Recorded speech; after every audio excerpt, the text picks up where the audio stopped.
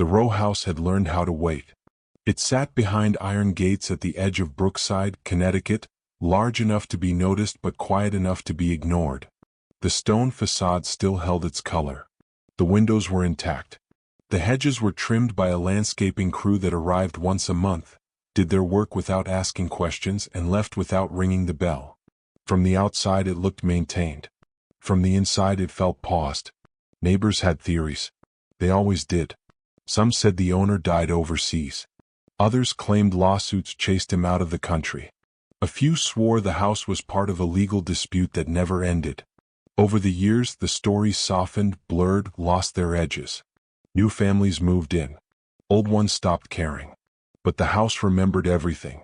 Every morning at exactly 7:15, a city bus hissed to a stop at the corner. The doors opened. A woman stepped down carefully as if the ground might move beneath her. She always wore sensible shoes. Her coat was never new, never shabby. Her posture carried the quiet discipline of someone who had learned not to take up space. Her name was Lena Brooks. She walked the last half-mile uphill, past mailboxes and trimmed lawns, until the iron gates came into view. She never hurried. She never checked her phone. She unlocked the gate with a key that had been reissued so many times it no longer matched any lock in the county. Inside, the air was cool and still. It smelled faintly of lemon polish and something older, harder to name. Lena paused the way she always did, just inside the front door, listening. The house answered with silence. She set her bag down, slipped on gloves, turned on lights one room at a time. The routine mattered. It kept her steady.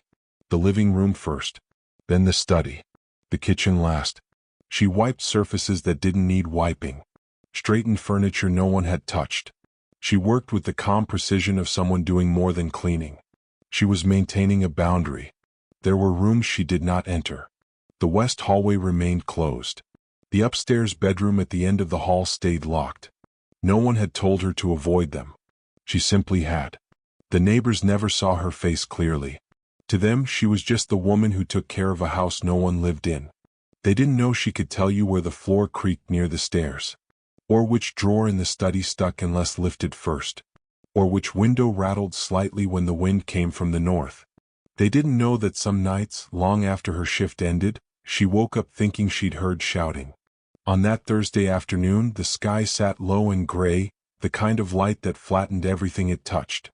Lena was in the kitchen, scrubbing an already clean counter, when the floor vibrated beneath her feet. It was subtle, easy to miss. She froze. Another vibration followed. Heavier this time. A pressure rather than a sound. Her hand tightened around the cloth. She didn't turn. She listened. The iron gates groaned. A vehicle rolled slowly up the drive, tires crunching over gravel that hadn't been disturbed in years.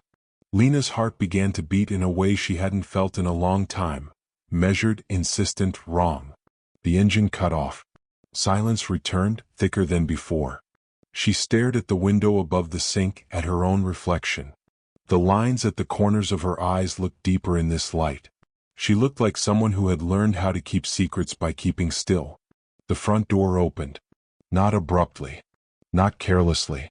It opened the way someone opens a door they expect to recognize them. Footsteps followed. Unhurried. Confident. Familiar in a way that made her stomach tighten. She turned slowly. A man stood just inside the kitchen doorway, coat still on, one hand resting lightly on the doorframe. His hair had gone silver at the temples. His face was sharper now, leaner. But the eyes were the same. Calm. Observant. Annoyingly steady. He looked around, taking in the room as if it were an old photograph. Still smells the same, he said. Lena swallowed. You shouldn't be here, she said. He smiled just slightly. You always did speak first. Something in her snapped, not loudly, not visibly. She crossed the room faster than she meant to and grabbed his arm, fingers digging into expensive fabric. Be silent, she whispered, her voice low and shaking. If you want to live. The smile vanished. For a moment, neither of them breathed. Outside, somewhere down the road, a car passed. A dog barked. Life continued, unaware. If you're listening to this story and you feel that quiet tension already pressing in, stay with it. Stories like this unfold slowly, and you don't want to miss what the house has been holding on to all these years. And if you're watching from somewhere far from Brookside, maybe leave a comment later. Some secrets travel farther than you think. The man gently pulled his arm free. After all this time, he said, studying her face, you're still afraid. Lena stepped back, heart pounding, eyes locked on his. Because she knew something he didn't. Or maybe she knew exactly how much he did. And that terrified her most. The bus always smelled like warm metal and old fabric. Lena Brooks took the same seat every time, third row on the right, close enough to the front to avoid the noise, far enough back to stay unnoticed. She didn't look out the window much. She already knew what she'd see. Brick buildings thinning into trees. Coffee shops giving way to quiet streets.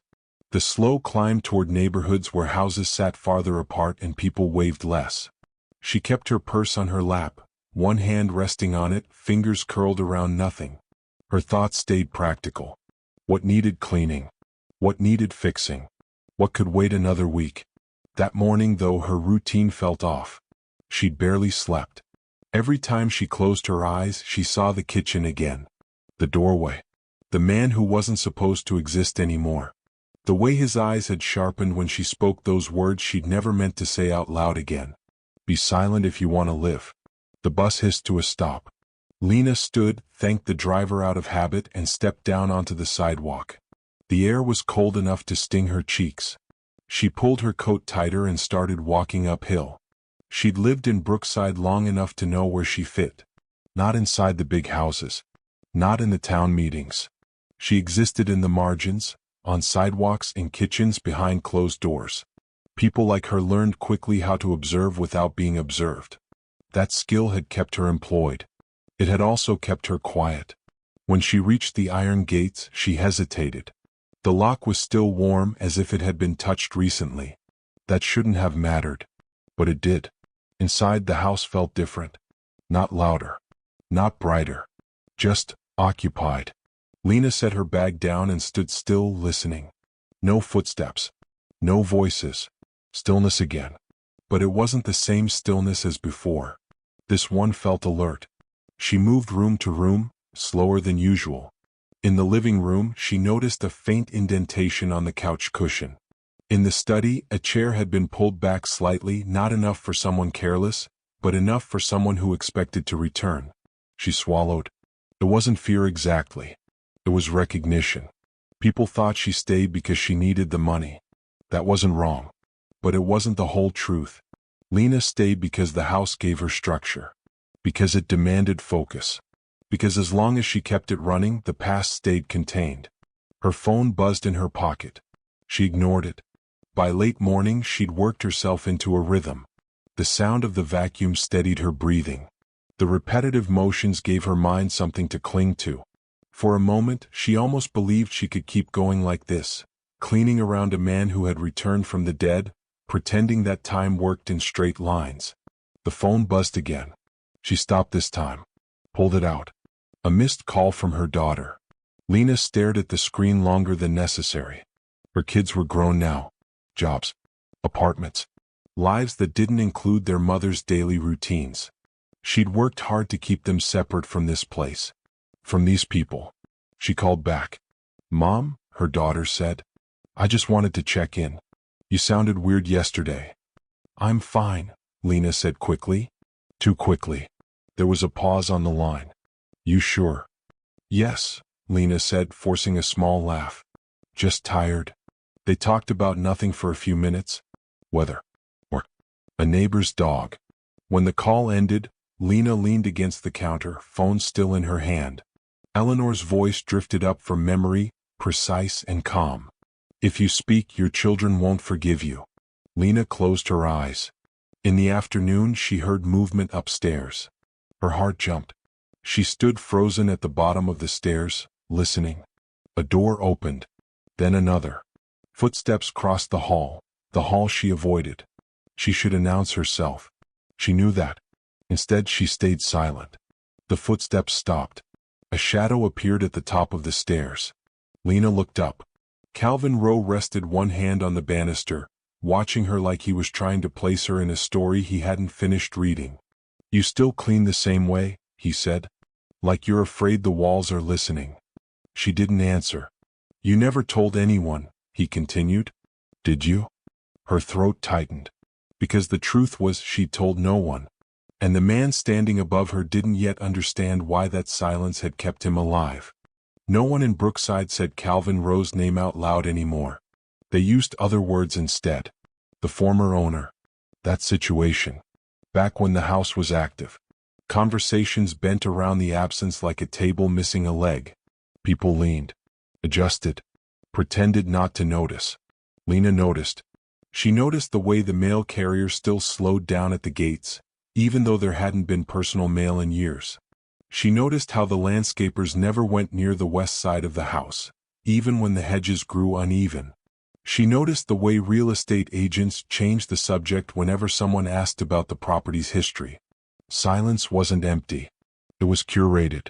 Calvin came down the stairs late that afternoon, sleeves rolled up, moving through the house as if it belonged to him again. He didn't rush.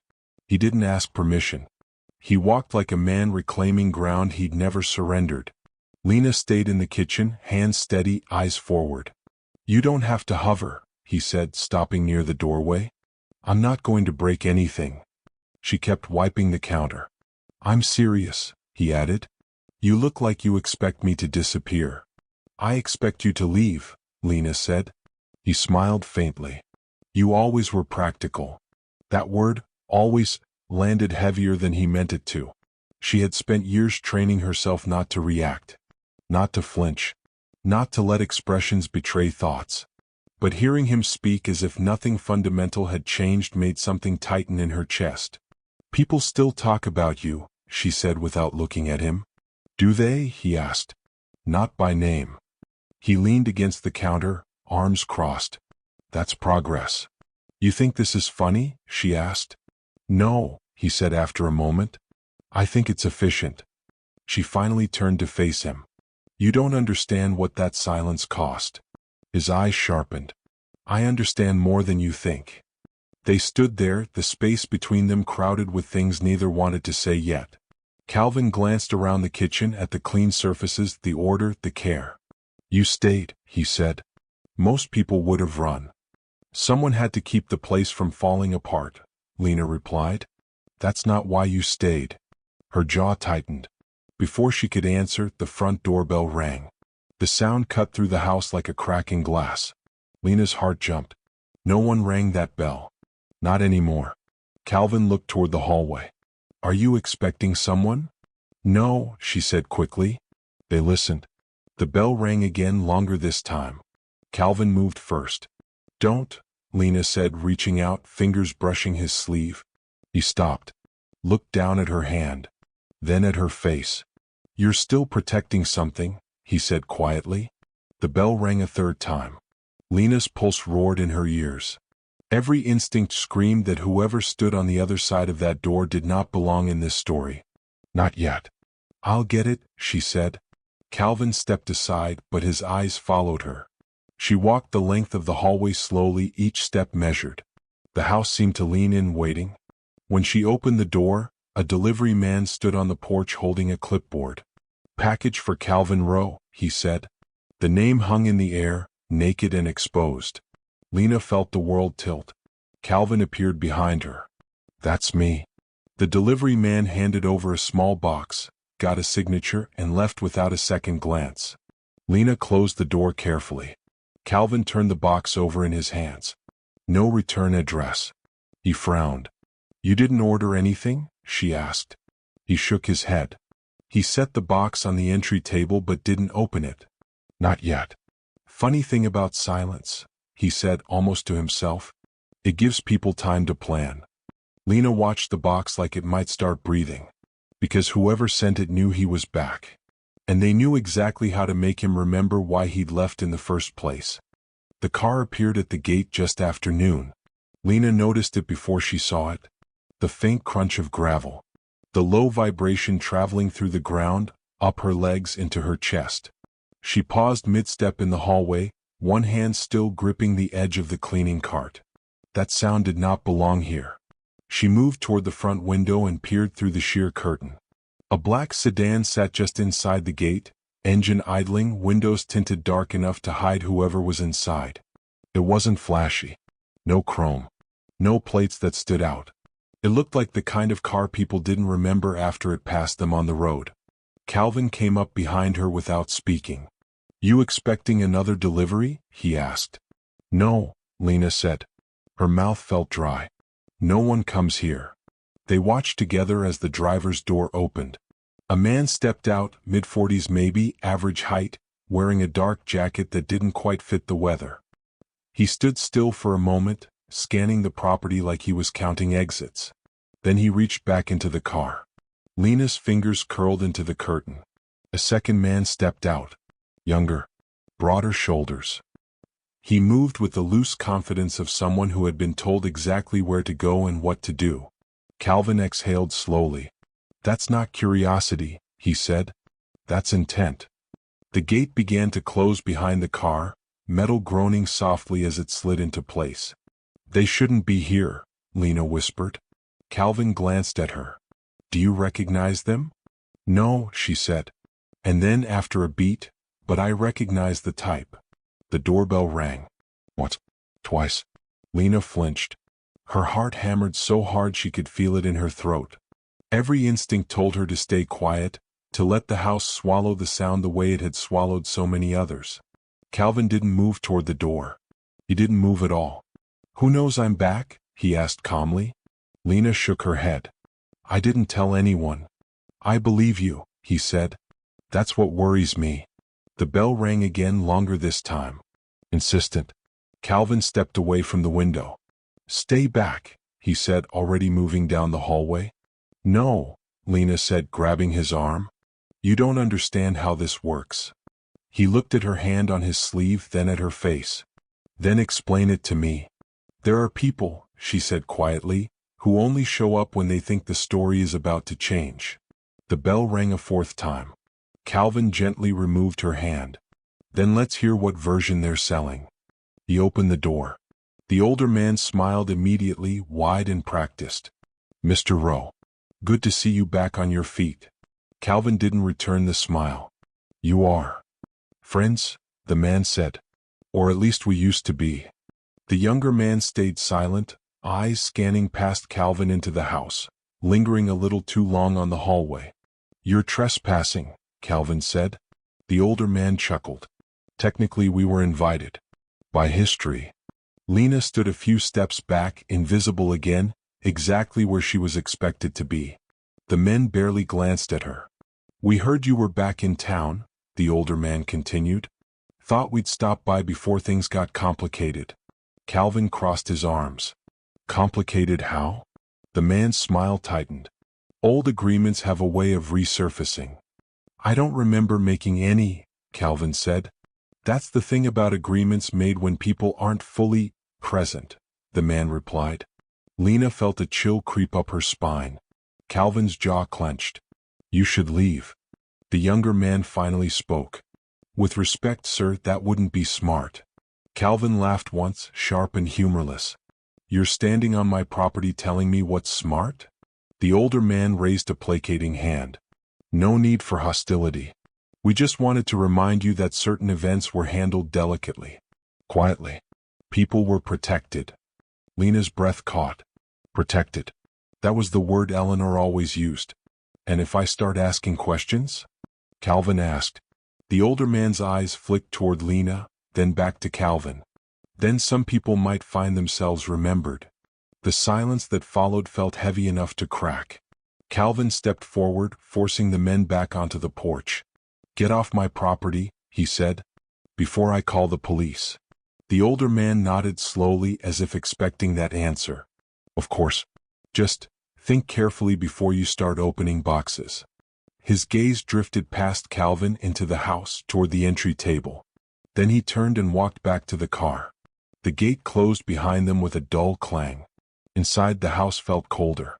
Calvin shut the door and leaned against it, breathing out slowly. "Well," he said, attempting a dry smile, "that explains the package." Lena stared at the small box on the table. Because suddenly it no longer felt like a warning. It felt like a countdown. Calvin didn't open the box right away. He stood in the entryway for a long moment, staring at it like it might make the first move if he didn't. The cardboard was plain, unmarked, taped neatly along the seams. Too neat. Whoever sent it had taken their time. Lena busied herself in the kitchen, pretending to wipe a surface that didn't need it. She could feel the weight of the box from across the house. It sat there quietly, patient like the house itself. "You going to tell me who they were?" Calvin asked. She didn't answer. He turned, watching her from the doorway. "Because I don't think that was a coincidence. And I don't think they came just to say hello." Lena set the cloth down carefully. Her hands were steady, but her shoulders felt tight, like she'd been bracing for impact for years without realizing it. "They weren't friends," she said. "Not really." "Then what were they?" She hesitated. Choosing words had always been her survival skill. "They were cleaners. Like me. Just with different tools." Calvin raised an eyebrow. "That's not comforting." "It's not meant to be." He picked up the box and weighed it in his hands. Light. Too light to be anything bulky. He shook it once. There was a soft shift inside, something loose. "Do you want me to open it?" he asked. Lena's chest tightened. "No. No." He looked at her. "You just told me people are circling and you don't want to know why?" "I already know why," she said. Calvin watched her closely now. "Then start talking." She turned away, moving toward the window, needing the distance. Outside, the sky had darkened further, clouds pressing low over the trees. It felt like the kind of day where sound didn't travel far. "There was a time," Lena said slowly, "when things were negotiated. Quietly. When money smoothed over messes before they became problems." Calvin's mouth tightened.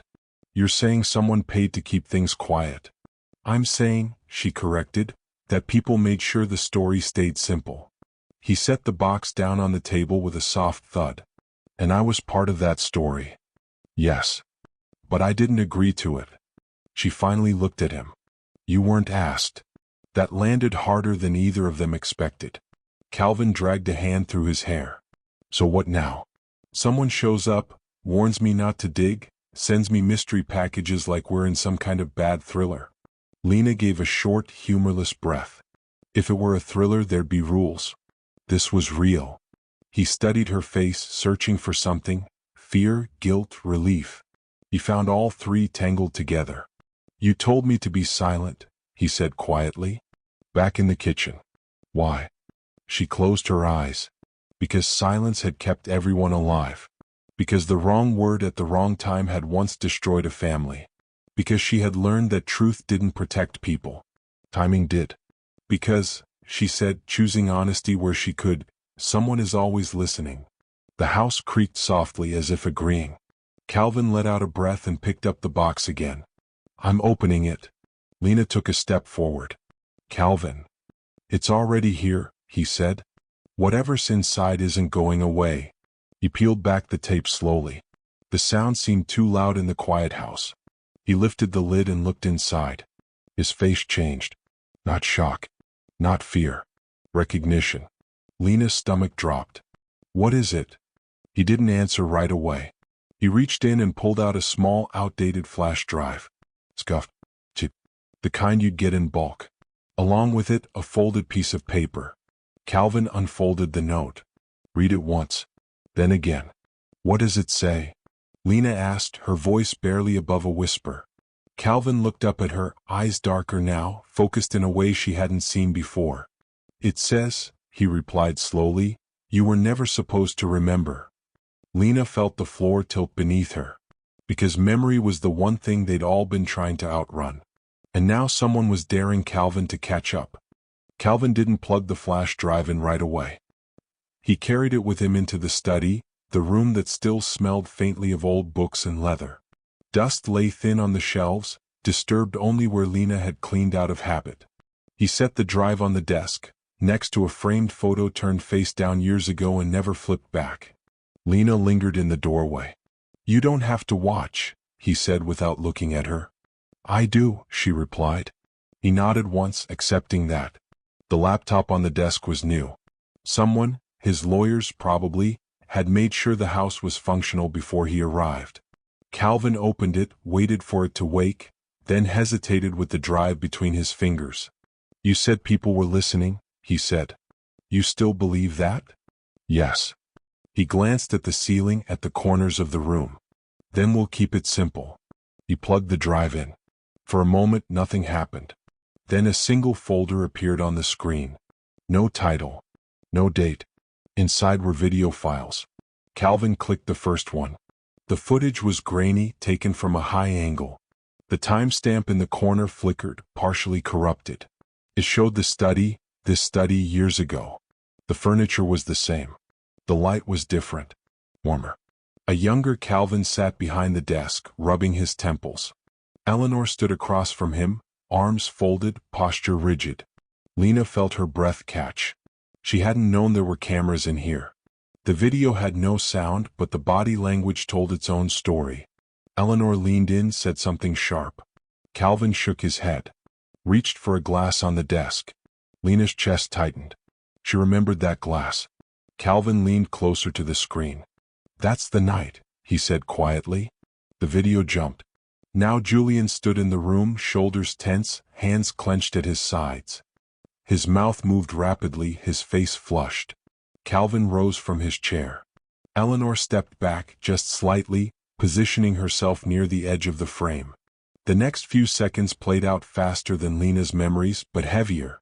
Calvin swayed. Julian reached forward. Eleanor moved behind Calvin. The image blurred as Calvin collapsed out of frame. Lena pressed a hand to her mouth. Calvin paused the video. For a long time neither of them spoke. "So that's what I forgot," he said finally. "Or what they helped me forget." Lena stepped into the room. "There are more," she said. "Aren't there?" He nodded and opened the next file. This one was later. Calvin lay on the floor, unmoving. Julian knelt beside him, panic written across his face. Eleanor stood above them, already composed. She spoke, calm, directive, pointing, gesturing. Even without sound, Lena could hear her voice in her head. "Control the room. Control the story." The video ended. Calvin closed the laptop slowly. His hands were steady, but his jaw was tight. "She drugged me," he said. Not a question. A conclusion. "Yes," Lena said. "And Julian didn't attack me." "No." He leaned back in the chair, staring at the ceiling. "They told me my own son did this." "They told everyone that," Lena said. Calvin let out a short, disbelieving laugh.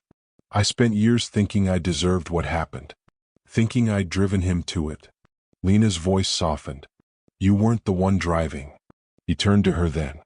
"And you?" The question hung between them. "I did what I was told," she said. "I did what kept my children safe." His eyes searched her face. "Did you ever think about telling me?" She shook her head. "You were surrounded by people paid to shape the truth. One maid wouldn't have mattered." "Wouldn't it?" he asked. She hesitated. "I didn't know that then." Silence settled over the room again, but this time it wasn't empty. It was crowded with images that couldn't be unseen. Calvin stood and walked to the window. Outside, the trees bent slightly in the wind. "Someone went through a lot of trouble to give me this," he said. "Which means they want something." Lena nodded. "Or they're afraid of what you'll do now that you remember." He turned back to her. "And what do you think I'll do?" She met his gaze. "I think you'll ask questions." He smiled faintly. "Then they know me better than I thought." The laptop chimed softly. A new file had appeared on the screen. No timestamp. No label. Just one word in the file name. Julian. Lena felt her stomach drop. Because whatever was coming next didn't belong to the past anymore. The agency office smelled like burnt coffee and copier ink. Lena remembered that part clearly. The way the chairs stuck slightly to the backs of her legs when she sat down. The way the woman behind the desk kept smiling without ever quite meeting her eyes. "Domestic placement," the woman said, sliding a thin folder across the desk. "Private residence. Long term." Lena opened it. There wasn't much inside. No address. No family photo. Just expectations. Discretion required. Flexible hours. No questions. The pay was better than anything she'd seen in years. "Why is it vacant?" Lena asked. The woman's smile tightened. The family values privacy. That was how these things always started. Words that sounded harmless until you lived inside them. 2 weeks later, Lena stood at the iron gates for the first time, clutching a paper map because the address didn't show up properly on her phone. The house loomed behind the trees, larger than anything she'd ever worked in, quiet in a way that made her lower her voice instinctively. Eleanor Rowe opened the door herself. She was dressed neatly, hair pulled back, posture perfect. Her eyes moved over Lena quickly, efficiently, like she was taking inventory. "You're on time," Eleanor said. "Yes, ma'am," Lena replied. Eleanor stepped aside. "We value punctuality." Inside, the house felt lived in but restrained. No clutter. No warmth. Everything had its place, and that place never shifted. Calvin Rowe was in the study when Lena first saw him. On the phone, voice low, frustrated. He barely glanced at her. Julian sat on the stairs. He was 16 then. Maybe 17. He looked too big for the step he was sitting on, knees pulled up, arms wrapped around them. When their eyes met, he looked away quickly, like he'd been caught doing something wrong. Lena noticed the way Eleanor didn't acknowledge him. Not with a look. Not with a word. That was the first thing that stayed with her. The work itself was straightforward. Cleaning. Cooking when asked. Keeping things running smoothly. Eleanor gave instructions in clipped sentences. Calvin came and went. Meetings. Travel. Long phone calls behind closed doors. Julian lingered. He lingered in doorways. In hallways. In rooms where no one else stayed long. He spoke to Lena cautiously at first, testing her responses, asking questions that weren't really questions. "Do you think people can leave places?" he asked once, standing in the kitchen while she chopped vegetables, "without taking anything with them?" She'd paused, knife hovering. "I think places like to hold on," she'd said. He'd nodded, as if that confirmed something he already suspected. Over time, the small things added up. Julian flinched when his father raised his voice, even slightly. He avoided eye contact at dinner. He wore long sleeves even when the house was warm. Once, Lena noticed fading bruises near his wrist when he reached for a glass. She didn't ask. Asking was dangerous. Eleanor ran the house with quiet authority. She corrected Julian sharply when he spoke out of turn. She monitored his schedule, his grades, his friends. When teachers called, Eleanor handled it. When Julian protested, Eleanor smiled. "We're doing what's best for you," she would say. Calvin stayed distant. Not cruel. Just absent. When he was home, he seemed tired in a way that sleep didn't fix. Lena noticed how often he rubbed his temples. How he drank whatever Eleanor handed him without looking. There were moments, though, small ones, when something cracked. Once, late at night, Lena heard Julian crying in his room. Not loudly. Just enough to be heard if you were listening. She stood outside the door for a long time, hand raised, then lowered it. She went home that night and sat in the dark kitchen of her own apartment, staring at nothing. Another time, she overheard Eleanor on the phone, voice sharp and controlled. "He's not stable," Eleanor said. "He needs structure. And if you don't see that, you're part of the problem." Lena didn't know who she was talking about. She didn't need to. The house had rules, spoken and unspoken. Lena learned them quickly. Where she could stand. When she should disappear. Which questions not to ask. Julian learned them too. The difference was he kept pushing against them.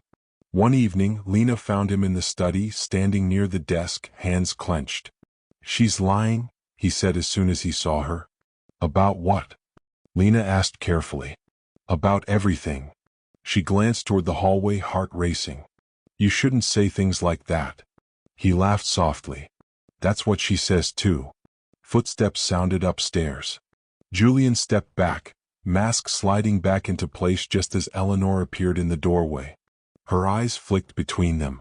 "Julian," she said, tone pleasant but firm. "It's past time for bed." He nodded and left without a word. Eleanor turned to Lena. "You'll finish up here and go home," she said. "We don't need an audience." "Yes, ma'am," Lena replied. As Eleanor walked away, Lena caught a glimpse of something in her expression. Not anger. Calculation. Lena stood alone in the study, surrounded by polished wood and quiet walls, and felt the first real tremor of fear settle in her chest. Because she was beginning to understand something she hadn't wanted to name. This house didn't just keep secrets. It trained people to keep them. Julian started talking to Lena in fragments. Not full conversations. Not confessions. Just pieces, dropped carefully, like he was testing whether the floor would give way beneath them. It usually happened when no one else was around. Late afternoons, when Eleanor was on calls behind closed doors and Calvin hadn't come home yet. Julian would appear in the kitchen doorway, pretending to look for food, lingering just long enough to be noticed. "Do you ever feel like people decide who you are before you get a chance to?" he asked once, staring into the refrigerator. Lena kept her eyes on the sink. "People decide lots of things," she said. "Doesn't mean they're right." He nodded, absorbing that quietly, then closed the fridge without taking anything. Another time he asked, "Do you think someone can be bad without meaning to be?" That question stayed with her longer than it should have. Julian was observant in a way that felt older than his age. He noticed when Eleanor's mood shifted before anyone else did. He noticed when Calvin drank more than usual. He noticed Lena's habits too, how she always wiped the counter twice, how she avoided the west hallway, how she paused before answering certain questions. Once, while she was folding laundry in the guest room, Julian leaned against the doorframe and said, "You don't like it here." Lena glanced up. "It's a job." "That's not what I asked." She considered him for a moment. "I like parts of it." "Which parts?" "The quiet," she said. "When it's real." He smiled at that. It was brief, but it reached his eyes. Julian didn't have many friends. Eleanor said it was because he was sensitive and needed protection from bad influences. Calvin said little at all. Teachers sent emails that Eleanor answered before Julian ever saw them. When Lena asked him about school, he shrugged. "It's fine." But his notebooks told a different story. She found one once, left open on the kitchen table by mistake. The margins were filled with small, precise drawings. Doors, windows, staircases, always leading somewhere else. She closed the notebook gently and put it back exactly where she'd found it. There were days when Julian was restless, pacing the house, snapping at nothing. And then there were days when he barely spoke, retreating into himself so completely Lena worried he might disappear altogether. One evening, during dinner, Eleanor corrected him sharply for interrupting. "I was just," Julian began. "You were being rude," Eleanor said calmly. "We've talked about this." Julian's face flushed. He pushed his chair back slightly, then froze when Calvin glanced up. "Sit," Calvin said, tired more than angry. Julian obeyed. Lena watched his hands under the table, fists clenched so tightly his knuckles went white. Later that night, Lena found him sitting on the stairs again, the same step as always. "You okay?" she asked softly. He didn't look up. "She says I make things worse." Lena sat on the step below him, careful to keep distance. "People say things when they're scared." "She's not scared," Julian said. "She's certain." That word landed hard. He finally looked at her. "Do you think I'm dangerous?" Lena's chest tightened. "No." He studied her face, searching for hesitation.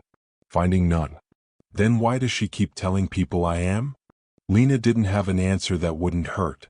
Instead, she said, "Sometimes people tell stories so often they start to believe them." Julian swallowed. What if everyone else believes them too? That was the fear underneath everything. Not punishment. Not consequences. Erasure. Things escalated slowly, then all at once. The bruises became harder to miss. Julian stopped wearing short sleeves entirely. Once, Lena noticed a faint tremor in his hands when Eleanor raised her voice. She wanted to say something. Every instinct in her screamed to intervene. But she had children. Right. A life that existed because she stayed quiet. And Eleanor noticed everything. One afternoon, Eleanor stopped Lena in the hallway. "You've been spending a lot of time with Julian," she said pleasantly. "I clean where I'm needed," Lena replied. Eleanor smiled. "Of course. I just want to be clear about boundaries." Lena nodded. "I understand." Eleanor leaned closer, lowering her voice. "Julian has tendencies. He misinterprets kindness. I wouldn't want you encouraging misunderstandings. The warning was subtle, precise, effective. That night, Julian waited for Lena in the kitchen. They're sending me away, he said. Her heart dropped. Where? I don't know, he replied. She says it's for help. Dad won't look at me. He laughed quietly without humor. I think she's afraid of what I'll say if I stay. Footsteps echoed down the hallway. Julian straightened instantly, the mask sliding back into place. Lena watched Eleanor enter the room, composed as ever, and felt a cold certainty settle in her stomach. Whatever was coming next wouldn't just change Julian's life. It would decide who got to tell the story afterward. The bruises stopped being accidents once Lena started counting them. At first, she told herself she was imagining patterns where none existed. A mark on Julian's wrist 1 week. A fading shadow along his collarbone the next. Teenagers were clumsy, people said. Growing pains. Sports injuries. Excuses were everywhere if you wanted them. But Julian didn't play sports. And the bruises appeared in places that suggested restraint, not collision. Lena noticed the way he flinched when doors closed too loudly. The way his shoulders tightened when Eleanor entered a room. The way his eyes tracked his father constantly, not with trust but with calculation, measuring mood, gauging danger. One morning, while Lena was cleaning the downstairs bathroom, she heard raised voices from the study. Not shouting. Controlled. Worse. You're exaggerating, Calvin said. I'm documenting, Eleanor replied. There's a difference. Julian's voice broke through, sharp and desperate. I didn't do anything. Lena's hand froze mid-motion. You're agitated, Eleanor said calmly. That's exactly what I'm talking about. Lena stood slowly, heart pounding, and stepped into the hallway. She didn't mean to listen. She just needed to know. You provoke him, Julian said, voice shaking. You say things and then act surprised when I react. Lower your voice, Calvin warned. I won't, Julian shot back. Not anymore. There was a pause, long enough to feel intentional. Then Eleanor said softly, see? Lena backed away before she could hear more. By the time she returned to the bathroom, her hands were trembling. That afternoon, Julian avoided her. He stayed in his room, door closed, music low enough to pretend it wasn't there. When she knocked to bring him a folded stack of clean laundry, he opened the door just enough to take it. You don't have to, he said quietly. I know, Lena replied. Their eyes met. Something passed between them, gratitude mixed with fear. Later that week, Lena found a notebook in the trash. It was Julian's. She recognized the drawings immediately. Doors. Staircases. But now there were words too. Messy, urgent, pressed hard enough into the paper to leave grooves. She flipped through carefully, heart sinking with each page. She watches everything. Dad believes her. If I disappear, it's not because I wanted to. Lena pressed the notebook to her chest, breathing shallowly. She put it back. Because keeping it would have crossed a line she didn't know how to come back from. The tension in the house thickened. Eleanor's control became more visible, not less. She scheduled Julian's time down to the minute. Therapy appointments he never chose. Evaluations he didn't understand. Conversations that happened without him in the room. Calvin went along with it, exhausted, distracted, trusting the woman who spoke with certainty when he felt none. One evening, Lena overheard Eleanor on the phone again. Yes, Eleanor said. I understand the liability. But it's better to act now than wait until something happens. Pause. No, she continued. He won't hurt anyone. But he might embarrass us. That sentence burned. Julian found Lena in the laundry room that night, eyes red, jaw tight. She told him, he said. She told Dad I pushed her. Lena felt her breath catch. Did you? No, Julian said immediately. I moved past her. That's all. But she fell. Or maybe she didn't. I don't know anymore. His hands were shaking now. She makes me feel like I can't trust my own memory. Lena chose her words carefully. You know what you did. He shook his head. I used to. That was the most frightening part. Not the accusations. The erosion. The next morning, A man in a gray suit arrived. He didn't introduce himself to Julian. He spoke only to Eleanor and Calvin in the study. Papers were signed. Voices stayed low. When Julian asked what was happening, Eleanor smiled. "We're taking a proactive step," she said. "This is for your own good." Julian looked at his father. "Dad." Calvin avoided his eyes. "Just listen to your mother," he said. "She's trying to help." Something in Julian went still then.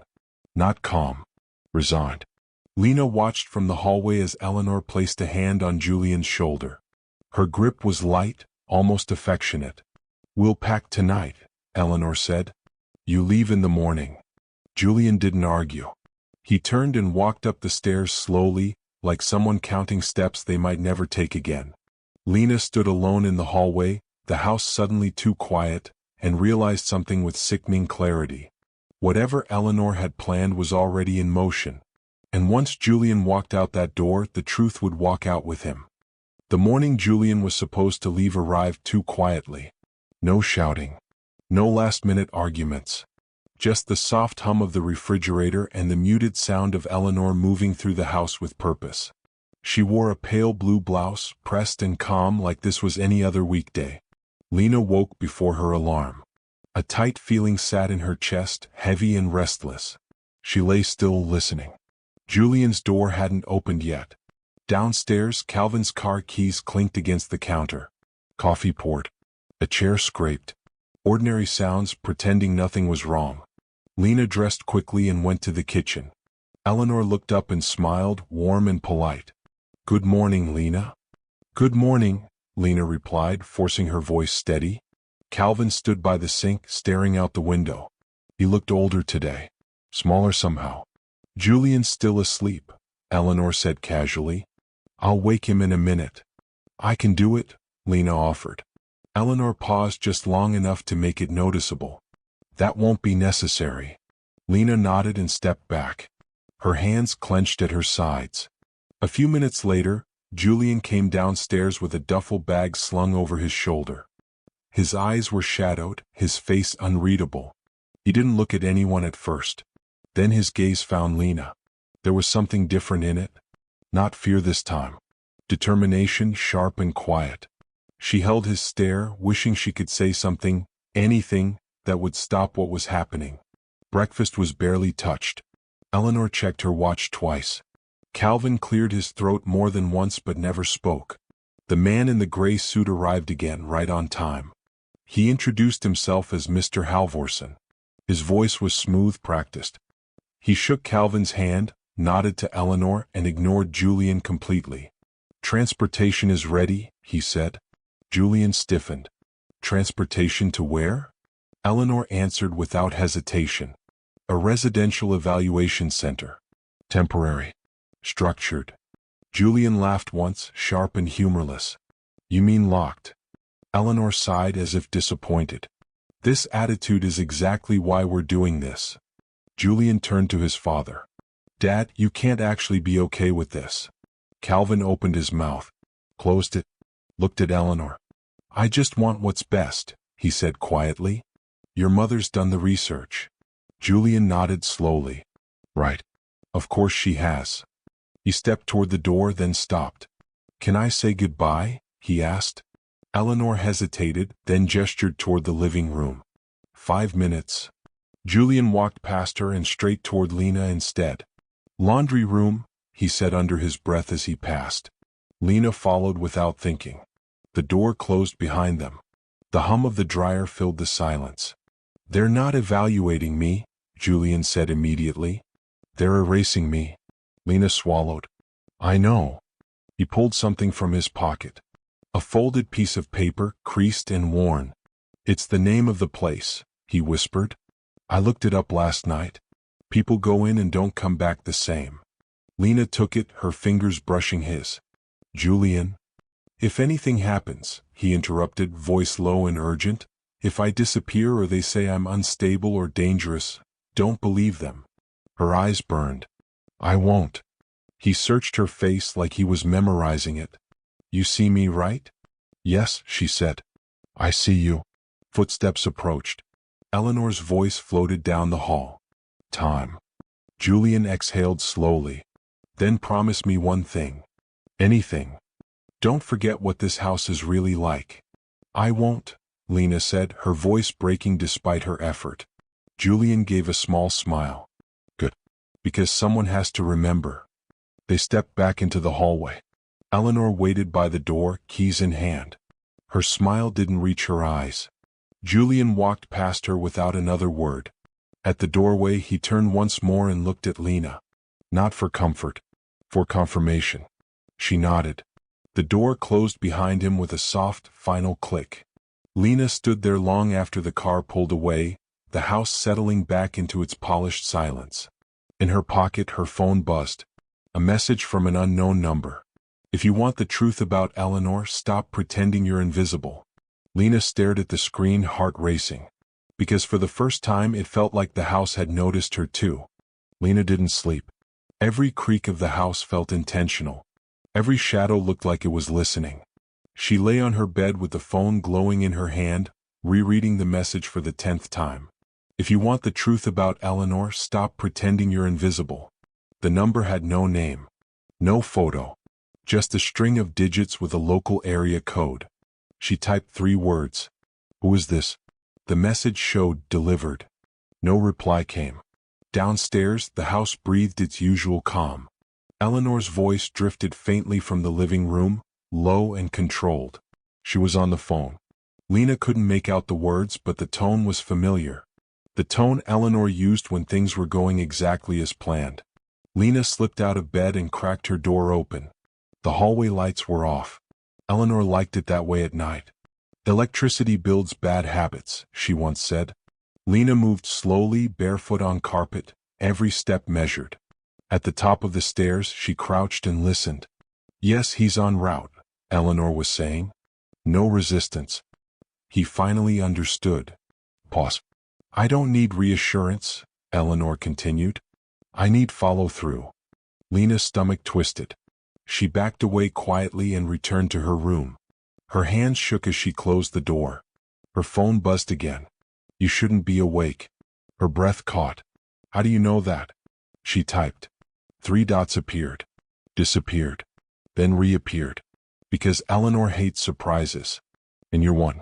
Lena sat on the edge of her bed, heart pounding so hard it felt like it might give her away. Who are you? This time the reply came quickly. Someone who used to live in that house. The words sank slowly. Lena typed carefully. When? A long pause followed. Long enough for Lena to wonder if she'd imagined everything. Then before you. After Julian was born. Lena's throat tightened. I didn't leave, the message continued. I was removed. Lena stared at the screen until the letters blurred. Removed how? Another pause. Longer this time. The same way Julian was. The house creaked. Lena flinched and glanced at the door. Silence followed. She lowered her voice and whispered, Oh God, though no one could hear her. Why are you telling me this? She typed. Because you listened, came the reply. And because Eleanor never expected you to matter. Something shifted inside Lena at that. She thought of the years she'd spent moving quietly through rooms, wiping counters that were already clean, folding laundry that wasn't hers, shrinking herself to fit whatever space was left. Invisible. What do you want me to do? She typed. This time, the response took so long she nearly fell asleep waiting. Then the phone vibrated. Tomorrow, when Eleanor leaves for her charity board meeting, go into the study. Lena's pulse spiked. She locks it, Lena replied. She thinks she does. Lena swallowed. What am I looking for? The blue ledger. The words felt heavy, important. What's in it? Names, the reply said. Dates. Payments. The truth she's been burying. Lena's door handle turned. She froze. The handle paused. Then turned again slowly. Lena? Eleanor's voice came through the door. Soft. Pleasant. Lena slid the phone under her pillow and stood. Yes. The door opened a few inches. Eleanor stood there in her robe, hair perfectly brushed, eyes sharp despite the late hour. You're awake, Eleanor said. I couldn't sleep. Eleanor smiled faintly. That happens when there's change. Her gaze drifted past Lena into the room. Then back to Lena's face. You're adjusting well, Eleanor continued. I appreciate that. Of course, Lena said. Eleanor studied her for a moment longer, then nodded. Good night. Good night. The door closed. Lena didn't move until Eleanor's footsteps faded. She grabbed her phone. A new message waited. She's watching you now. Lena's fingers trembled. Then why tell me anything? The reply came almost instantly. Because once you know the truth, she can't control how it spreads. Lena sat back on the bed, heart racing. Downstairs, a door closed. A lock turned. And for the first time since Julian left, Lena understood something clearly. This wasn't just about him anymore. Whatever Eleanor was hiding had already taken one person away. And it wasn't finished. Morning came with the smell of coffee and something sharp underneath it. Tension maybe. Or anticipation. Lena woke to the sound of Eleanor's heels clicking across the hardwood floor. Confident. Unhurried. The sound of a woman who believed the house was exactly as she'd left it. From her bedroom doorway, Lena watched Eleanor slip on a tailored blazer, adjust her pearl earrings, and glance at herself in the mirror near the stairs. Calvin stood nearby, pretending to read the paper. I'll be late, Eleanor said. The board meeting may run long. Of course, Calvin replied. He didn't look up. Eleanor picked up her leather briefcase and paused. Her eyes lifted, scanning the hallway. They landed on Lena. There you are, Eleanor said lightly. Make sure the guest room gets aired out today. Yes, ma'am. Eleanor smiled. A thin, satisfied smile. Then she turned and walked out the door. The sound of the car pulling away didn't bring relief. It brought a countdown. Lena waited 10 minutes. Then 15. She washed dishes that were already clean. She wiped a counter that didn't need it. Her phone sat in her pocket like a weight. Finally, Calvin retreated to his home office for a conference call. The house fell quiet. Lena stood at the bottom of the staircase, staring down the hallway that led to the study. She'd passed that door 1,000 times. Dark wood. Brass handle. Always closed. She moved toward it slowly, half expecting Eleanor's voice to call her name. It didn't. The handle turned easily. The door opened. The study smelled like old paper and lemon polish. Heavy curtains muted the daylight, giving the room a perpetual dusk. Bookshelves lined the walls, packed tight with legal volumes, biographies, and framed certificates. Eleanor's world, neatly arranged. Lena stepped inside and closed the door behind her. Her heart pounded as she scanned the room. Desk, filing cabinets. A small safe built into the wall, disguised behind a painting. The phone vibrated in her pocket. Left drawer. Bottom. Lena didn't question it. She crossed the room and pulled the drawer open. Inside were folders. Neatly labeled. Financial statements. Property deeds. And beneath them a blue ledger. It was heavier than she expected. She carried it to the desk and opened it. Names filled the pages. Handwritten. Precise. Some were followed by dates. Others by dollar amounts. Some by short notes written in Eleanor's careful script. Placement complete. Behavior stabilized. Non-compliant. Transfer approved. Lena's stomach churned. She flipped through pages faster, breath shallow. Julian's name appeared halfway through the ledger. Her hand shook. Next to it was a date. The day he was born. Below it, more entries. Counseling referrals. School reports. Payments to residential programs. Donations to organizations she recognized. Foundations Eleanor publicly supported. It wasn't help. It was leverage. Her phone buzzed again. She profits from compliance, the message read. And disappearance. Lena swallowed hard. Who are these people? She typed. The reply came slowly. Children who didn't fit the narrative. Spouses who asked questions. Employees who stayed too long. Lena's chest tightened. She turned another page. A name jumped out. Her own. Lena froze. There it was. Written smaller, newer than the others. Lena Brooks. Below it, background verified. No family ties. Low visibility. Her vision blurred. She staggered back, gripping the desk. She wasn't an accident. She wasn't charity. She was chosen. Footsteps sounded in the hallway. Lena snapped the ledger shut and shoved it back into the drawer just as the doorknob rattled. "Lena?" Calvin's voice. She opened the door a crack, forcing calm into her face. "Yes, sir?" "I'm heading out," he said. "Do you need anything?" "No," she said quickly. "I'm fine." He nodded, distracted. "All right then." He walked away. Lena closed the door and leaned against it, breathing hard. Her phone buzzed again. "You weren't meant to find your name yet." "Yet," she typed. Before a reply came, Lena noticed something she hadn't before. A small envelope tucked behind the ledger's space. Hidden. Intentional. She pulled it free. Inside was a key.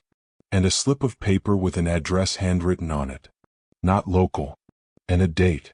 Tomorrow. Lena stared at it, heart racing. Because whatever Eleanor had planned next, it clearly involved her. Lena didn't sleep again that night. The ledger and the envelope with the key sat on her bedside table, their weight pressing against her chest like a physical force. She traced the neat handwriting on the slip of paper over and over, trying to imagine what awaited at that address.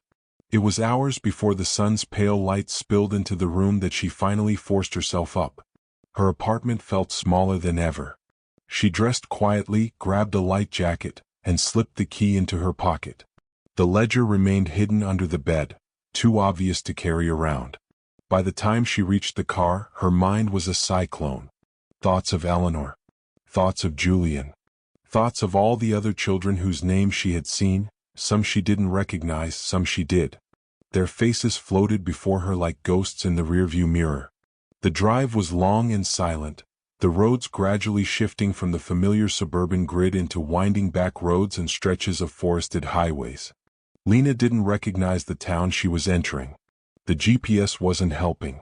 The address was precise but unmarked, a house tucked behind a line of tall pines, hidden from the main street.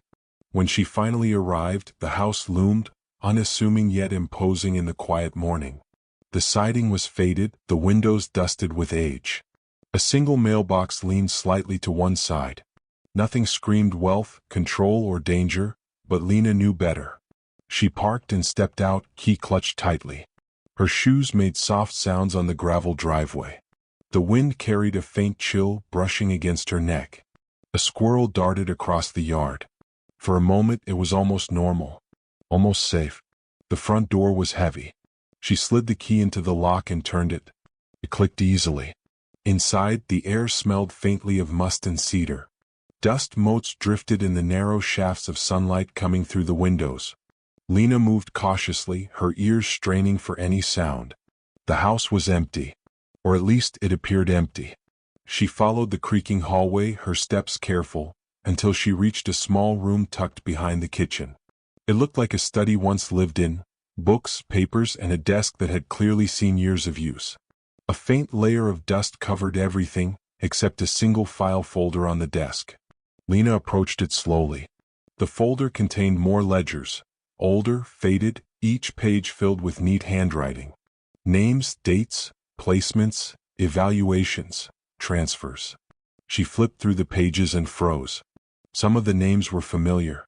Children whose faces haunted her after brief mentions from Eleanor or whispers from her predecessor. And then she saw Julian's entry again. Same date. Same notes. Her stomach twisted. But below that, another entry caught her eye. Calvin Rowe.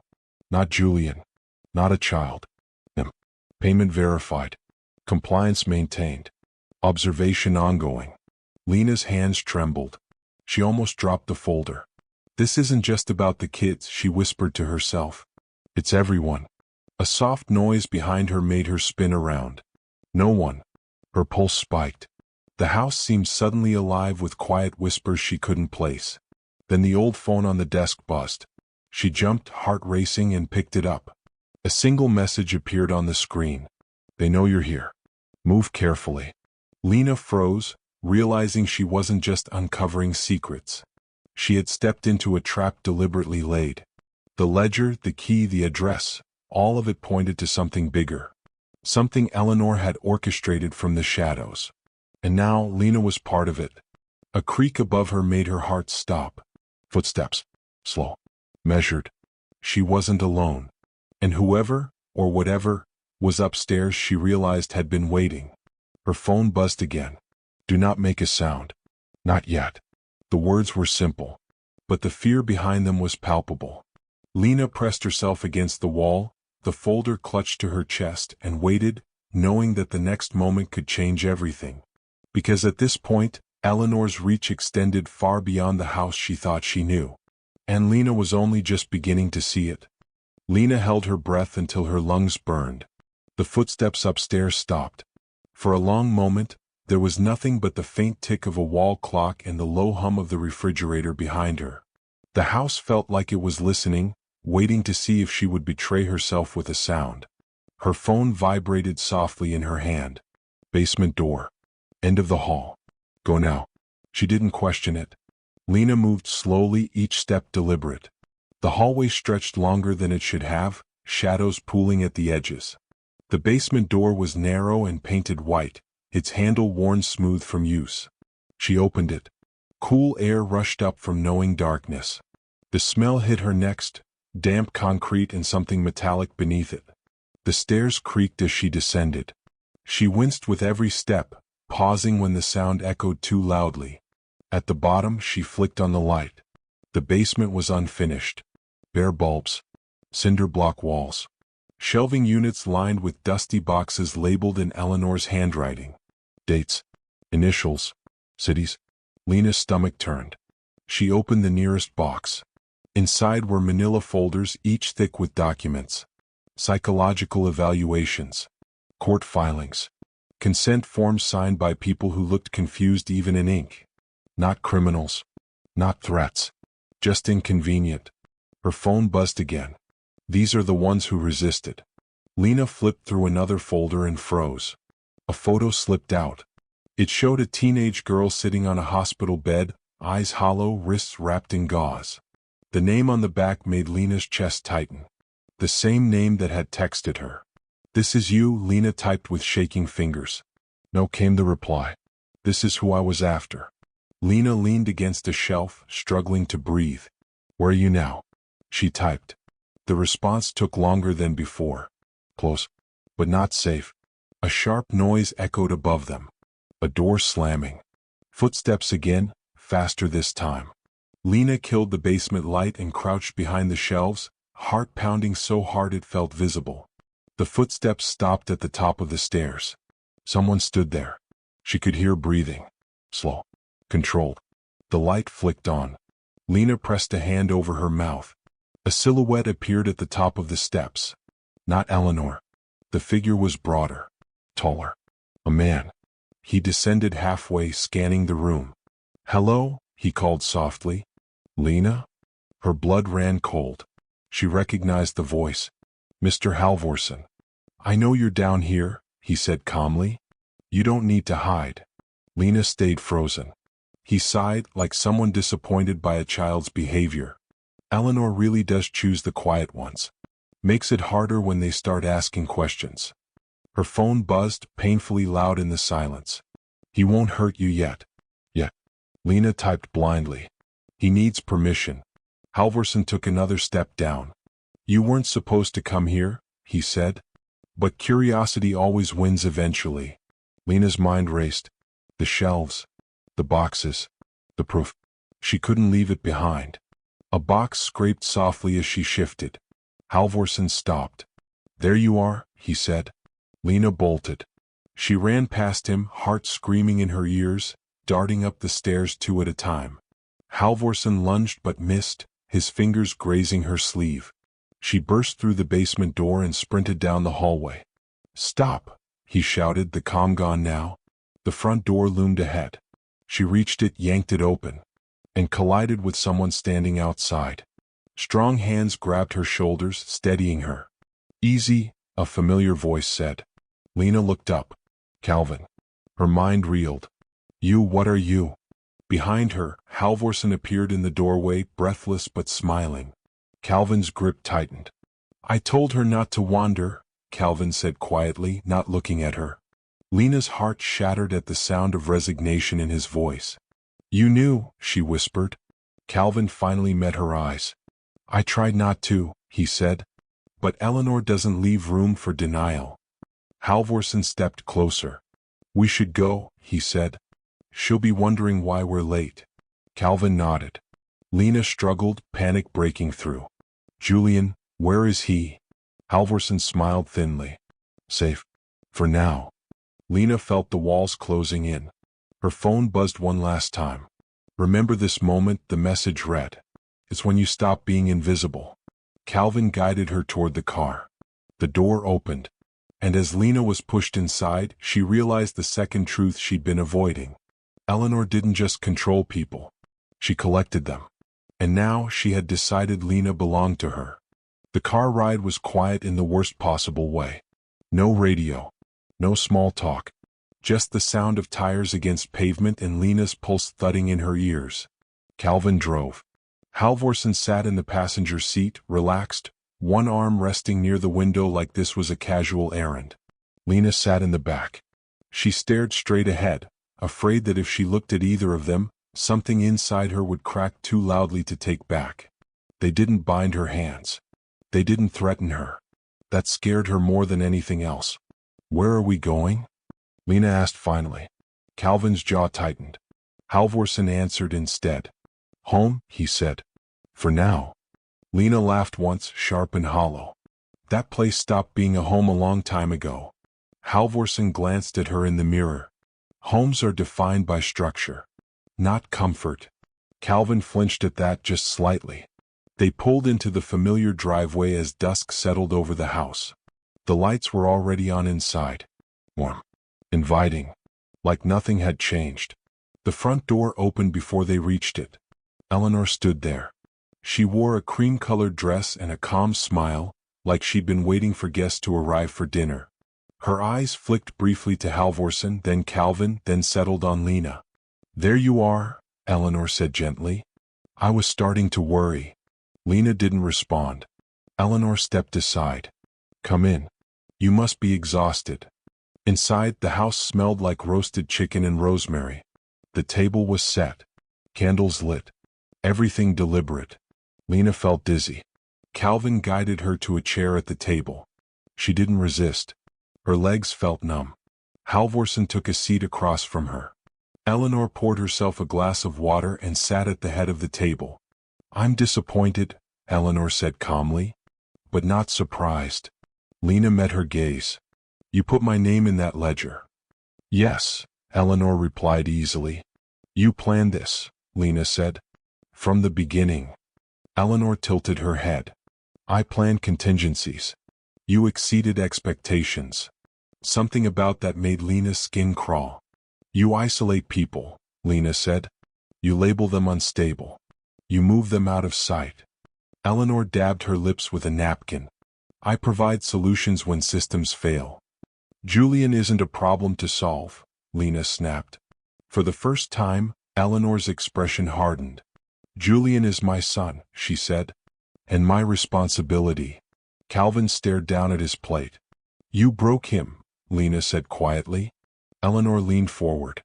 Julian was asking the wrong questions. You helped him. Lena's breath caught. So this is punishment? No, Eleanor said. This is correction. Halvorsen cleared his throat. We should explain the next steps. Eleanor nodded. Of course. She folded her hands. You've seen too much, Lena. That means you can't go back to being what you were. Invisible, Lena said. Eleanor smiled. Exactly. Lena's phone buzzed in her pocket. She froze. Eleanor's eyes flicked down. Phone stay on the table, she said gently. Lena hesitated, then placed it beside her plate. The screen lit up. A message preview flashed before Eleanor could look away. We see you. Eleanor's smile faltered. Just for a second. What was that? Eleanor asked. Lena didn't answer. Halvorsen reached for the phone, but Lena moved faster, snatching it back. You're not as untouchable as you think, Lena said, her voice trembling but loud. Eleanor stood abruptly. Enough. Calvin finally spoke. Eleanor, maybe we should slow this down. She turned on him. Don't. The room felt smaller. Tighter. Lena stood. You said Julian was safe. Prove it. Eleanor studied her for a long moment. Then she nodded once. Very well, she said. If it will calm you. She reached into her pocket and removed her own phone. Tapped the screen. Held it up. A video played. Julian sat in a plain room. White walls. No windows. He looked thinner. Paler. But his eyes were clear. He looked straight into the camera. I'm okay, Julian said. They're watching me, but I'm okay. Lena's heart broke anyway. The video ended. That's all you get, Eleanor said. Lena's phone buzzed violently now, message after message lighting the screen. Eleanor noticed. What did you do? She asked quietly. Lena swallowed hard. I stopped being alone. The lights in the house flickered. What? Then again. Halvorsen frowned. That's not supposed to happen. From somewhere outside, a car engine roared to life. Another. And another. Eleanor's calm finally cracked. What did you do? She demanded. Lena's phone buzzed again. Stay where you are, the message read. They're coming. Eleanor turned toward the windows as red and blue lights washed across the walls. And for the first time, Lena saw fear flash across Eleanor's face. Because whatever was coming next was no longer under her control. The sirens didn't scream. They whispered, muted, controlled, like the people who had sent them.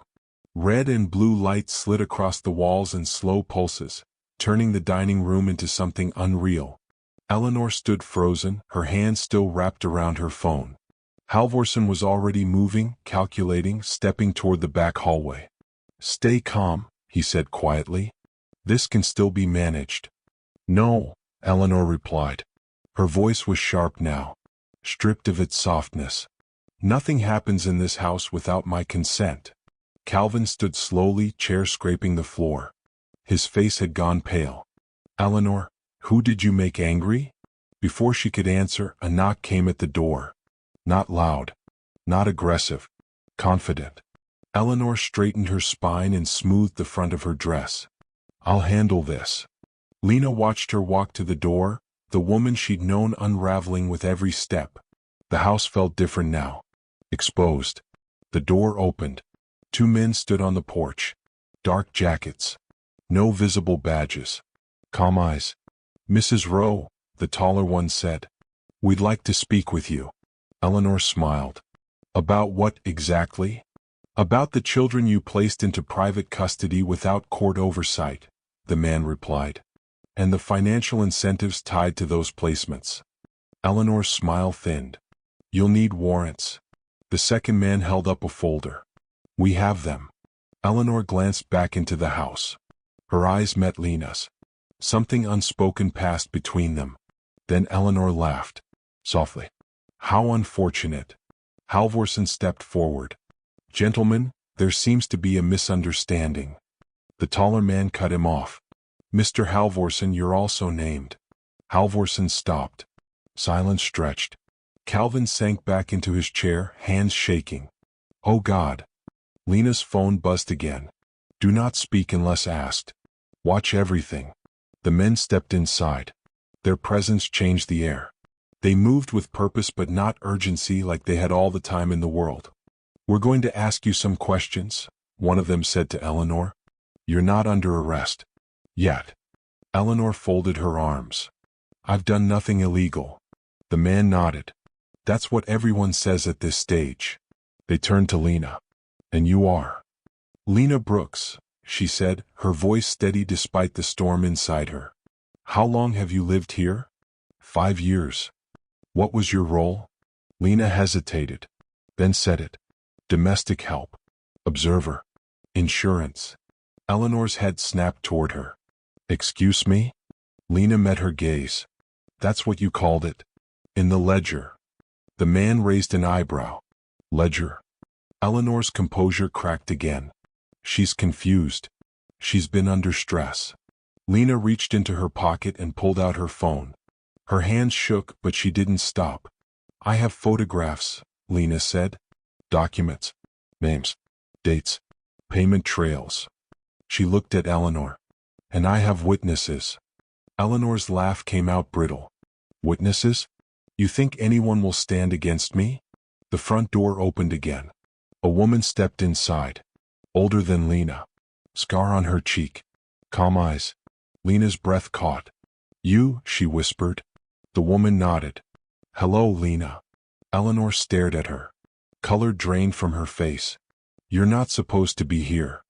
The woman smiled faintly. "Neither were the children you disappeared." The men exchanged a look.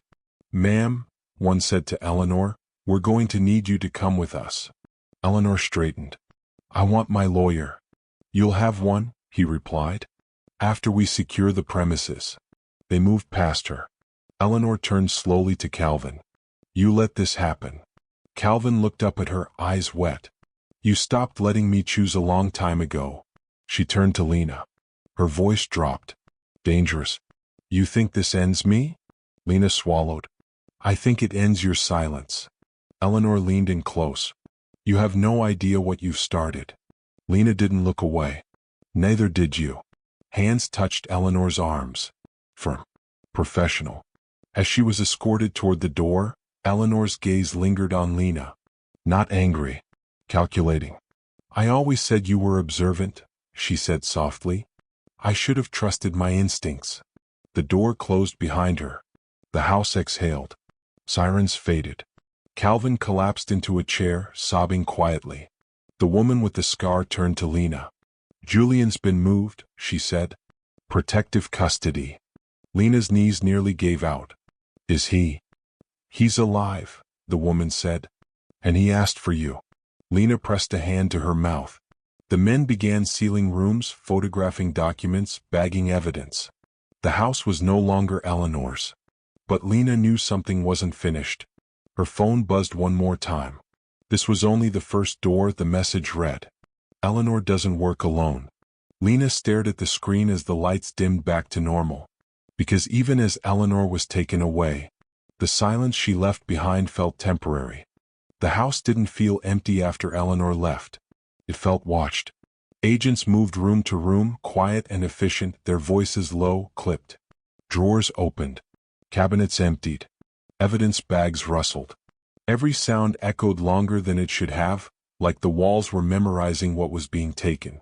Lena sat on the edge of the living room sofa, arms wrapped around herself. A paper cup of water trembled in her hands. She hadn't realized how cold she was until now.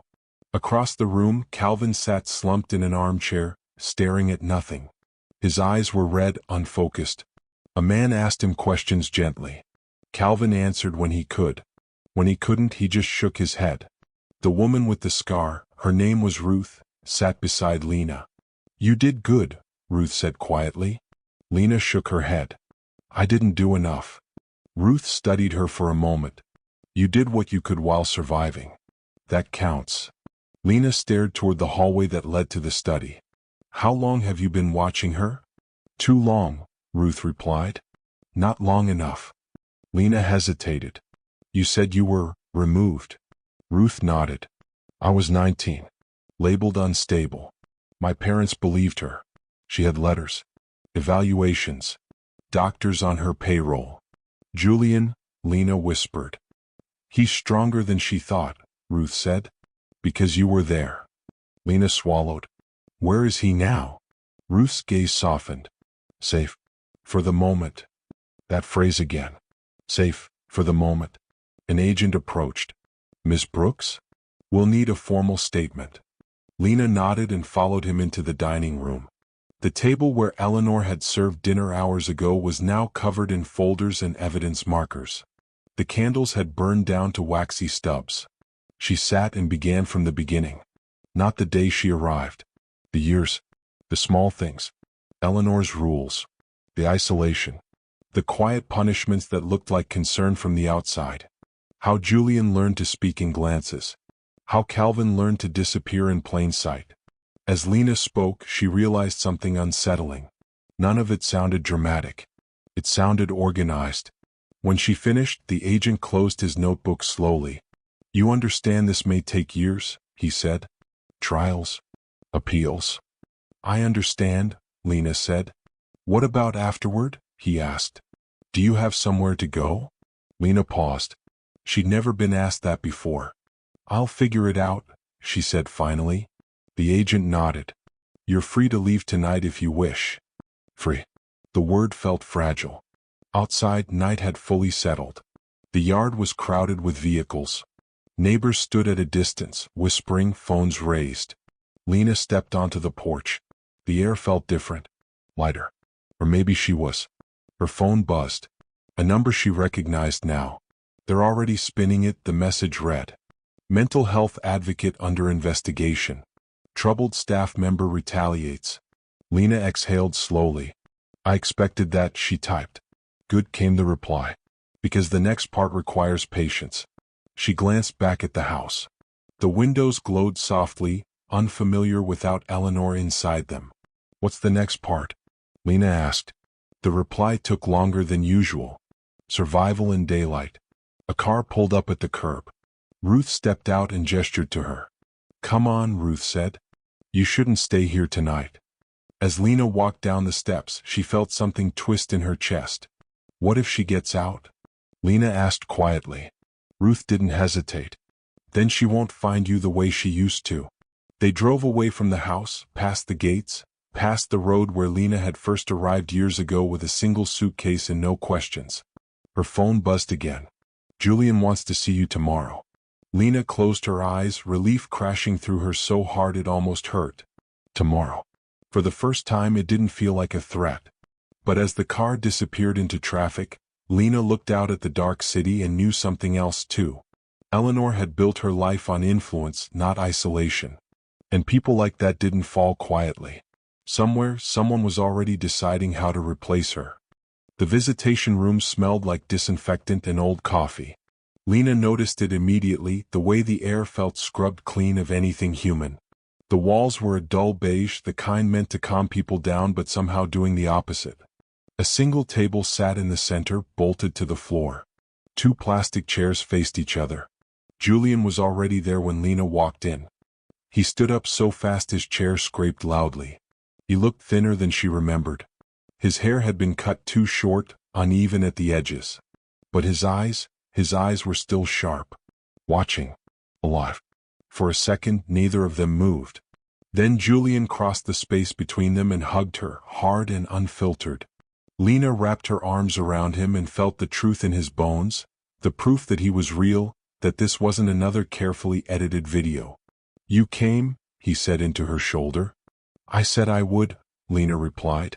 Her voice cracked anyway. They sat. Their knees almost touched.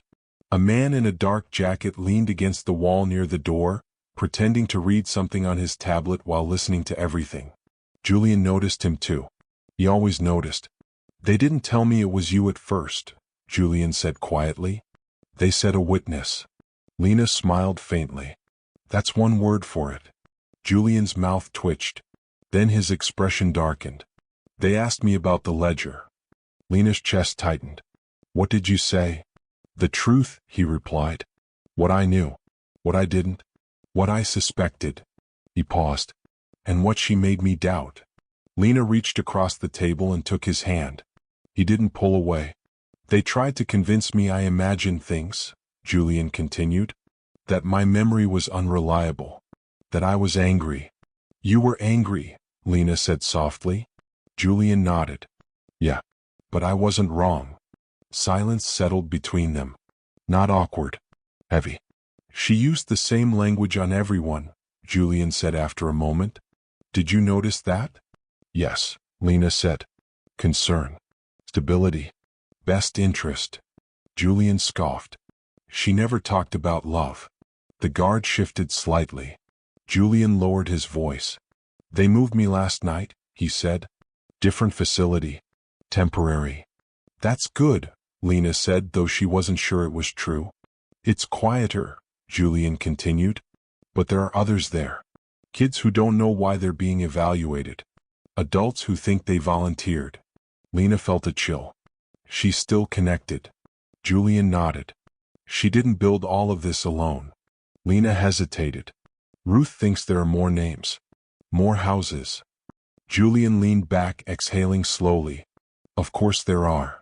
He looked at her, studying her face like he used to when he was trying to decide if he could trust a thought. You were supposed to disappear, he said suddenly. Lena didn't pretend otherwise. I know.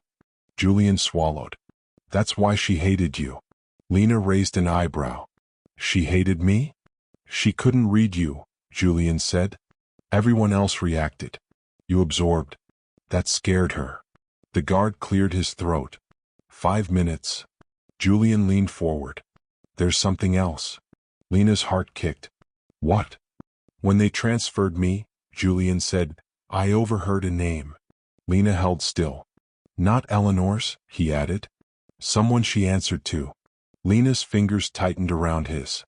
A board, Julian continued. Not official. Private. Funded through foundations that look clean on paper. Lena thought of the donations in the ledger. The way money moved without fingerprints. Did you hear the name? She asked. Julian shook his head. Just a phrase. What phrase? He lowered his voice until it was barely sound. Continuity partners. Lena felt the room tilt. The guard straightened. Time. Julian stood reluctantly. They're watching everything now, he said quickly. Including you. Lena stood too. Let them. He smiled at that. Small. Real. That's what I was hoping you'd say. They hugged again, shorter this time. Careful. As Lena turned to leave, Julian spoke once more. They don't need Eleanor anymore, he said. That's what scares me. Lena paused at the door, the weight of it settling in her chest. Outside, the sky was overcast, low and gray. Ruth waited by the car, her face unreadable. Well? Ruth asked as Lena approached. Lena opened the door slowly. We're not at the end. Ruth nodded. I didn't think we were. As they pulled away, Lena's phone buzzed. A new message. A new number. Continuity is threatened. Course correction required. Lena stared at the screen, her reflection faintly visible in the dark glass. Eleanor had been removed. But the system that created her was already adjusting. And this time it knew Lena's name. Lena stopped answering unknown numbers. That didn't stop them from coming. Emails appeared first. Polite. Vague. Invitations to speak with concerned parties. Requests for clarification. Offers of legal support framed as help, not pressure. Each message carried the same undertone. We are watching how you respond. Ruth told her not to delete anything. Silence is data, Ruth said. Let them talk. They stayed in a small rental outside the city. Nothing fancy. No doorman. No predictable routine. Lena learned to notice reflections in windows. Cars that slowed too long. People who looked twice. She slept lightly, if at all. The investigation moved faster than Lena expected and slower than it needed to. Eleanor's name hit a few news cycles. Headlines used careful language. Philanthropist under review. Questions raised about private placements. No one called her what she was. Calvin's lawyer released a statement distancing him from administrative decisions. The foundations Eleanor funded went quiet. Websites went offline overnight. Someone was cleaning house. Julian called when he could. Short conversations. Measured words. They're interviewing staff, he told Lena one night. Asking about consistency. Alignment. Alignment with what? Lena asked. Julian exhaled. That's the problem. They never say. Ruth had her own contacts. Former auditors. Disgruntled board members. People who had signed papers they hadn't understood and spent years trying not to think about it. They're not a conspiracy, Ruth said one evening, spreading documents across the table. They're a culture. Lena studied the pages. Shell companies. Trusts layered so deep they barely existed. Names that repeated across unrelated boards. Continuity partners. They don't need force, Lena said slowly. They need compliance. Ruth nodded. And silence. The knock came just after midnight. 3 sharp raps. Controlled. Familiar. Ruth's hand went instinctively to the drawer where she kept her phone and a small recorder. Lena felt her pulse in her throat. Don't open it, Lena whispered. I'm not, Ruth replied. Not yet. The knocking came again. Then a voice. Come. Female. Miss Brooks. We're not law enforcement. We just want to talk. Lena closed her eyes. Ruth stepped toward the door but didn't open it. You can leave your card. Pause. I don't carry one, the woman said. This conversation doesn't need documentation. That's funny, Ruth replied. We feel the opposite. Silence stretched. Then the woman spoke again. Eleanor was inefficient. She personalized outcomes. That made her vulnerable. Lena felt cold. We're offering you an alternative, the voice continued. You already understand the system. You survived it. That makes you valuable. Valuable how? Lena asked, stepping closer despite herself. The woman's tone softened. You could help prevent harm. Shape better criteria. Keep people from falling through cracks. Ruth shot Lena a warning look. You mean decide who disappears? Lena said. No, the woman replied smoothly. Decide who stays. Lena's hands clenched. And Julian? Another pause. He's adaptable, the woman said. With the right guidance.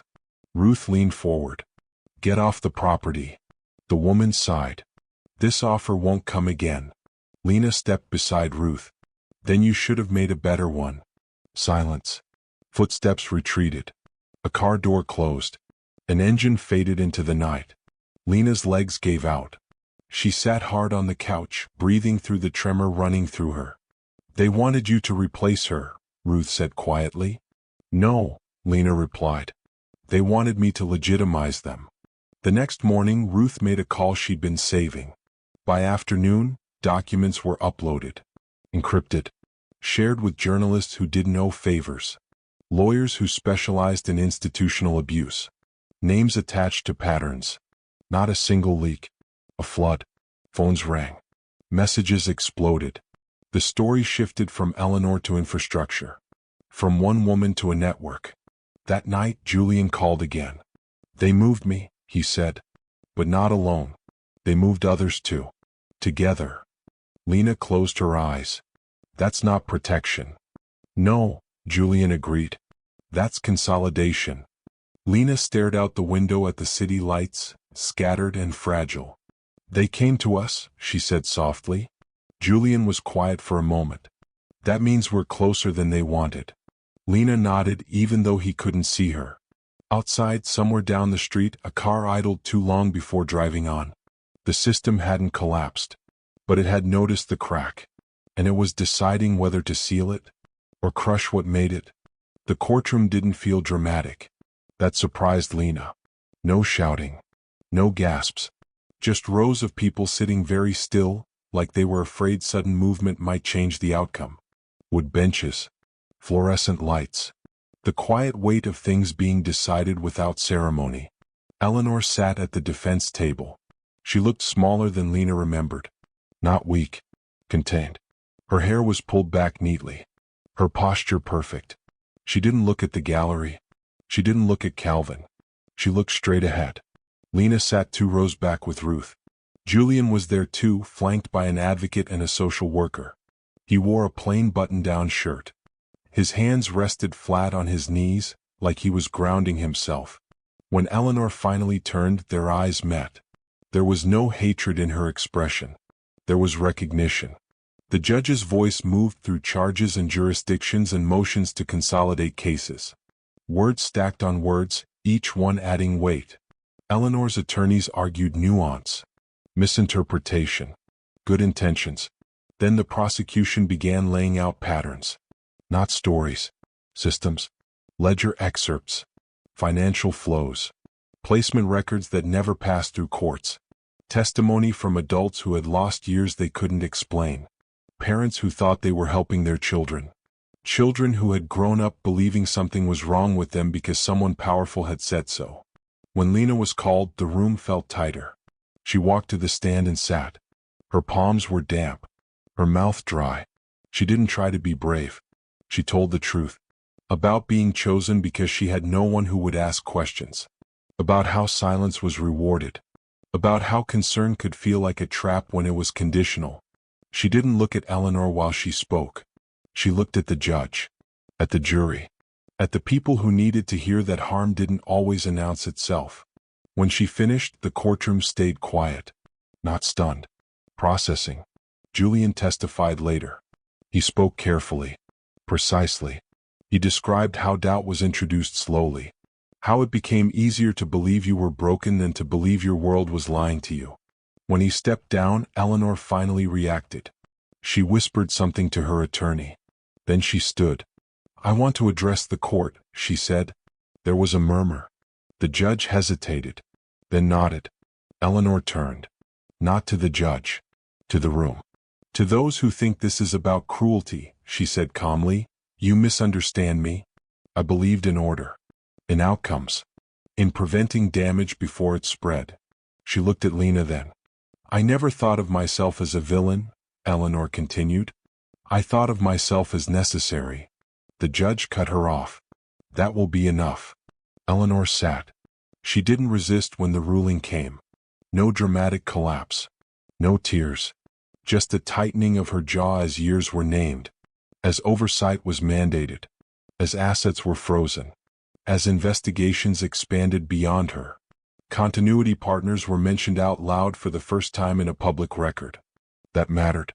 Outside, reporters waited. Cameras. Microphones. Questions sharpened into weapons. Lena didn't stop. She walked past them into daylight. Julian caught up to her at the steps. He didn't say anything at first. Just stood beside her. "I used to think surviving meant escaping," he said finally. "Now I think it means staying visible." Lena nodded. "Even when it's uncomfortable. Especially then." Ruth joined them. "This isn't the end," she said. "But it's a line they can't erase." Weeks later, the house was sold. Quietly. Lena never went back. She moved into a small apartment with windows that didn't face anyone else's.